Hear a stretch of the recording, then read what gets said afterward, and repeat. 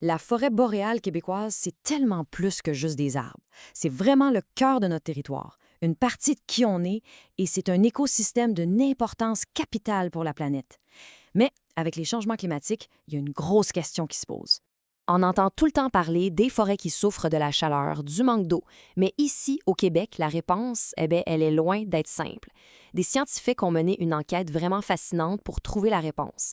Et ce qu'ils ont découvert est assez surprenant. Pendant qu'on voit des forêts qui brûlent dans l'ouest ou qui dépérissent ailleurs, le climat unique du Québec, lui, pourrait nous raconter une histoire complètement différente. Et comprendre cette histoire, c'est la clé si on veut bien protéger notre patrimoine naturel pour les années à venir. Bon, plongeons là-dedans. Comment les chercheurs ont-ils fait pour faire parler les arbres? Pour percer ce mystère, il a fallu qu'ils se transforment en véritables détectives de la forêt. Et leur indice principal, il se trouve juste ici, dans les cernes de croissance. Chaque cerne, c'est un peu comme une page dans le journal intime d'un arbre. Un cerne large, ça veut dire que c'était une super année de croissance. Un cerne mince, une année plus difficile. En les lisant, les scientifiques peuvent littéralement voyager dans le temps. Et pour avoir un portrait qui soit vraiment fiable, ils n'ont pas fait les choses à moitié. Ils ont analysé des données qui venaient de 16 450 sites différents. 16 000 sites, qu'est-ce que ça veut dire concrètement? Ça veut dire qu'ils ont pris le pouls de la forêt sur un territoire immense de 583 000 km². Pour se donner une idée, c'est aussi grand que l'Espagne. C'était la seule façon d'avoir une vraie vision d'ensemble de la santé de nos forêts. Alors, l'enquête s'est faite en 3 grandes étapes. D'abord, ils ont prélevé des toutes petites carottes de bois sur plus de 26 000 épinettes. Ensuite, ils ont analysé leurs cernes de croissance sur une longue période, de 1960 à 2004. Et finalement, l'étape cruciale, ils ont comparé la croissance de chaque année avec les archives météo. C'est là qu'on peut voir ce qui aide ou ce qui nuit aux arbres. Et c'est en croisant toutes ces données que l'enquête a révélé quelque chose de totalement inattendu, une sorte de frontière invisible qui traverse le Québec et qui change du tout au tout la façon dont la forêt réagit au climat. Ce que l'étude a trouvé, c'est qu'on a 2 réalités complètement opposées sur notre propre territoire. Au sud de cette fameuse ligne du 49e parallèle, la forêt, elle, se comporte comme un jardin qui manque d'eau. Plus il fait chaud et sec, plus elle souffre. Mais au nord de la ligne, c'est tout le contraire. Là, la forêt agit comme un jardin qui, lui, manquait de chaleur. Un été plus chaud devient une bénédiction qui la fait grandir.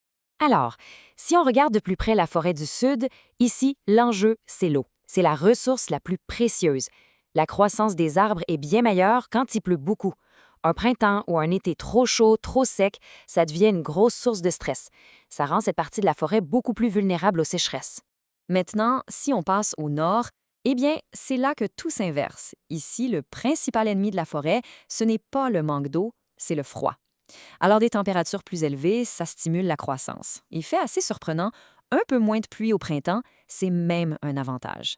Ça permet au sol de se réchauffer plus vite. Le résultat? Une saison de croissance plus longue et des arbres en meilleure santé, plus productifs. Donc, ce qu'il faut retenir, c'est que le 49e parallèle agit vraiment comme une ligne de partage des eaux climatiques. C'est la frontière entre 2 écosystèmes forestiers qui, même s'ils sont faits des mêmes arbres, réagissent de façon complètement différente au même changement climatique. Les chercheurs ont même réussi à identifier un seuil de température critique, 1,1 degré Celsius. Qu'est-ce que ça veut dire, ça? C'est la température annuelle moyenne, pas mal exactement à cette frontière. Au-dessus de ce seuil, c'est le manque d'eau qui domine. En dessous, c'est le froid qui limite la croissance. C'est vraiment ce chiffre-là qui semble dicter tout le comportement de l'épinette noire. OK, alors, qu'est-ce que tout ça signifie pour l'avenir de nos forêts? Eh bien, cette découverte amène une bonne dose d'optimisme et c'est une excellente nouvelle pour notre patrimoine naturel. Ça nous amène à un concept super important, celui de refuge climatique. Un refuge climatique, c'est simple. C'est une zone où les conditions restent bonnes pour une espèce, ce qui lui permet non seulement de survivre, mais même de prospérer, pendant que tout change autour. Et cette étude suggère que le nord du Québec pourrait devenir exactement ça pour la forêt boréale. La conclusion des chercheurs est donc assez claire, contrairement à d'autres régions du continent où la forêt est vraiment en difficulté, une très grande partie de notre territoire a les bonnes conditions, non seulement pour résister, mais peut-être même pour bénéficier d'un climat un peu plus chaud. Et les projections sont encore plus encourageantes. D'ici 2070, les modèles prévoient que jusqu'à 80 % de ce vaste territoire nordique devrait conserver des températures idéales pour que les arbres continuent de bien pousser. Donc, même avec un réchauffement important, une immense partie de notre forêt boréale pourrait rester un écosystème en pleine santé et en pleine croissance. Finalement, cette analyse nous révèle que le Québec détient un avantage naturel assez exceptionnel face au changement climatique. La vraie question qui se pose maintenant, c'est de savoir comment on va faire, tous ensemble, pour protéger et gérer intelligemment ce refuge si précieux, pour s'assurer qu'il continue de prospérer pour les générations futures.